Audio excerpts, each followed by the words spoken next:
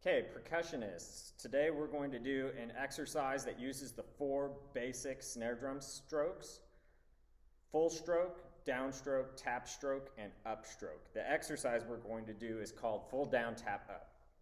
To do each of these strokes, you need to have the stick rebounding enough that it comes back up to the correct point, especially for the upstroke, which starts low and ends high.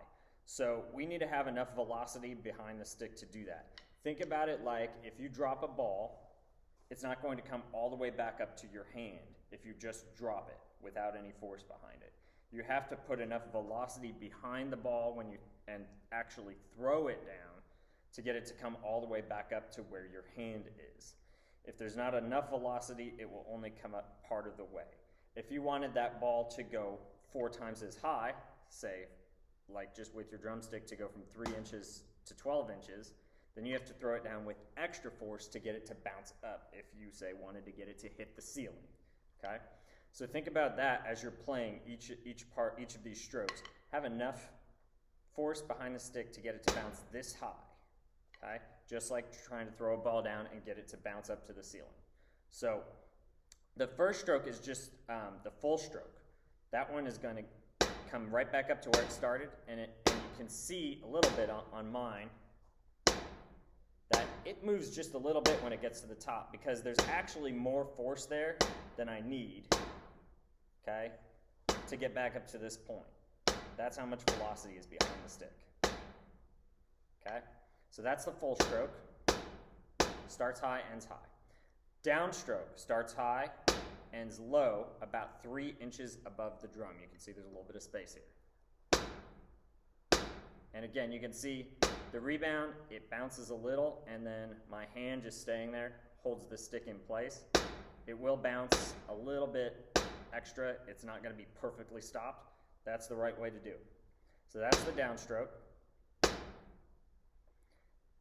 Tap strokes start low and end low.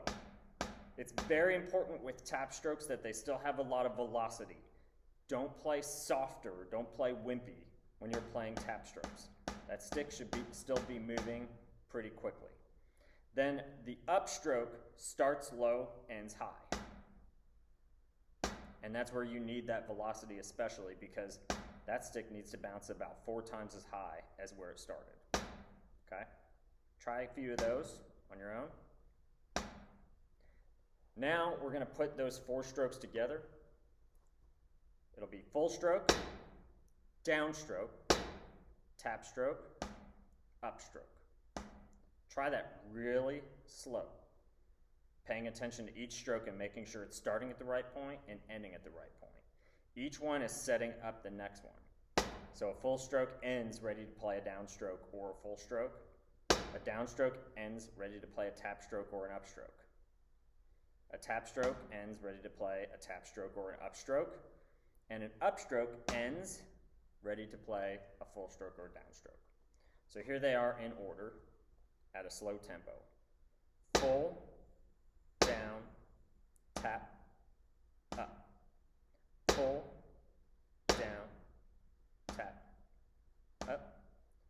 Full, down, tap, up. Now I'll do my other hand. Full, down, tap, up, full, down, tap, up, full, down, tap, up. Once you've got that at a really slow tempo, then work on playing it a little faster. And I like to do 4 on each hand, and then 1 more downstroke at the end to finish it. So that looks like this.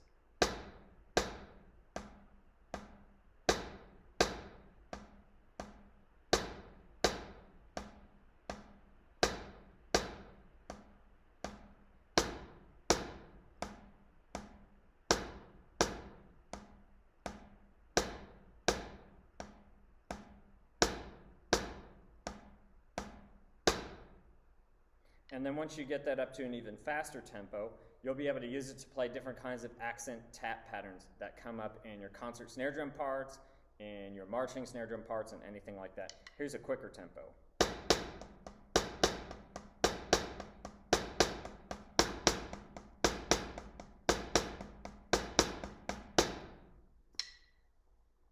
So try that out.